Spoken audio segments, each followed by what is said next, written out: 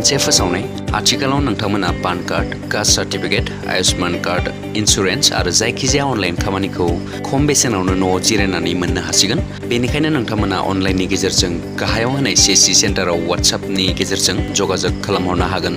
नोंथांमोना खम समनि गेजेरावनो आरो खम बेसेनावनो जायखिजाया अनलाइन सार्भिसफोरखौ मोननो हागोन। गोजोन्थों। खुलुमबाय। बड'ल लेटेस्ट आपडेटआव बयखौबो बरायबाय। रादाबखौ फरायदों आं प्रमद खाख्लारिया। गिबि रादाबाव दङ बनसुआ मिज'रामनि गिबि मन्थ्रिनो हेफाजाबनि थाखाय आर'जलाइ गथायदों। जों बयबो मिथिगौ गासिबो बर' फिसाफोरनि सिमाङानो आलादा रायजो बड'लेण्ड। बर' माहारियारि फरायसा आफाद बनसुनि आफादगिरिजों लोगोसे बर'नि फ्रन्टाल आफादफोरा खौसेयै मिज'रामनि गिबि मन्थ्रि ज'रामथांगाखौ गावनि जिरायसालियाव लोगो हमनानै आर'जलाइ गथायदों। आलादा रायजो बड'लेण्ड दाबिनायाव मिज'रामनि गासै MLA आरो MP बिथांमोनखौ हेफाजाब होनो एबा बिनानै होनो थाखाय खावलायनाय आर'ज बिलाइ गथायदों। मोनसे दुखुनांथाव खौरां।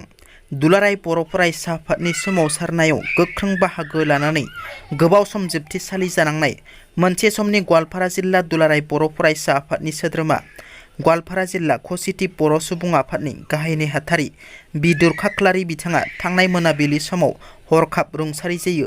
बिथांनि रुंसारि जानायाव ओनसोलनि सुबुंफोरा गोथौ दुखु मोननाय फोरमायदों। UPPL दोलोआव सासेबो जौ लोंग्रा दैदेनगिरिफोर गैया। बे बाथ्राया आंनि बुंनाय बाथ्रा नङा। बे बाथ्राखौ बुंदों राजु नार्जारि बिथाङा। खौरांगिरिनि सिगाङाव राजु नार्जारि बिथाङा बुङो दि UPPL दोलोआव सासेबो जौ लोंग्रा दैदेनगिरिफोर गैया। जोंनि दोलोनि नेतायाबो लोङा। UG ब्रह्म बिथाङा लोङा। रोनग्रा नार्जारि बिथाङा लोङा। गबिन्द बसुमतारि बिथाङाबो लोङा। जौ लोंब्लानो जोंनि UPPL दोलोआव जायगा गैया होनना बिथाङा बुंथियो। जोबथेसालियाव जोबजानाय बारग' NDPनि नखरनिफ्राय BTRनि गाहाय प्रमद बर'निसिम गोसोखां आर'जलाइ गथायदों। बे आर'जलाइनि गेजेरजों जोबजानाय बारग' NDPनि नखरफोरा प्रमद बर'निसिम गुरैयै खावलायदों जाहाथे बिथांनि लिडारशिपआव गुबुन गुबुन जिल्लायाव थानाय NDPनि सोद्रोमाफोरखौ जेलनिफ्राय गनायनि राहा लायो आरो बे गथायनाय मेम'रेन्डामखौ BTC एसेम्ब्लियाव पास खालामगोन होनना जोबजानाय बारग' NDPफोरनि नखरा आसा थिदों। मैदेरनि गाग्लोबनायाव दाबु बसुमतारिया गोब्राब जखम जादों।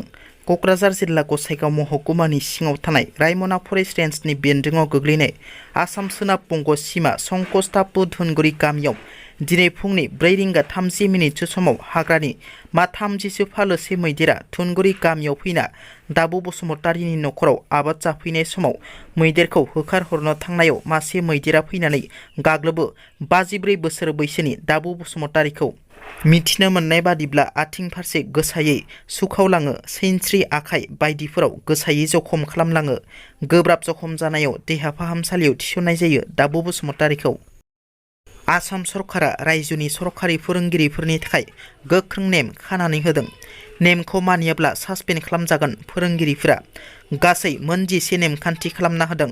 बेफोर नेमखान्थिफोरानो जादों फारियै फोरोंगिरिफोरा ससियेल मिडियाफोराव जायखिजाया दान्थे बिदान्थे खालामनो मोननाय नङा। गावनि फोरोंनाय फरायसालियाव टिउसन फोरोंनो मोननाय नङा। फरायसाफोरखौ जायखिजाया थरना हाबाफारियाव बाहागो लाहोनो मोननाय नङा। थरनानि थाखाय फरायसालिफोरखौ बन्द खालामनो मोननाय नङा।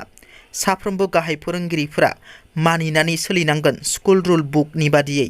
फरायसालियाव जायखिजाया आफादफोरनि मेल मिटिं खालामहोनो हानाय नङा। गाहाय फोरोंगिरिया फरायसाफोरखौ मोनसेबो थरना हाबाफारियाव बाहागो लाहोनो मोननाय नङा। 9 रिंगानि उनाव फरायसालियाव रावबो हाबनो मोननाय नङा। गाहाय फोरोंगिरिया सानफ्रोमबो सानसेयाव मोनसे आयदा फोरोंथारनांगोन। गाहाय फोरोंगिरिया सप्तासेयाव खमैबो 4 क्लास खालामथारनांगोन। बिगियान आरो सानखान्थिखौ इंराजियावनो फोरोंनांगोन। दिनैनि रादाबा एसेनोसै। नोंथांमोना जुदि आंनि रादाबखौ खोनासंनानै मोजां मोनदोंब्ला अन्नानै लाइक, शेयार आरो साबस्क्राइब खालामनो दाबाव। गोजोन्थों।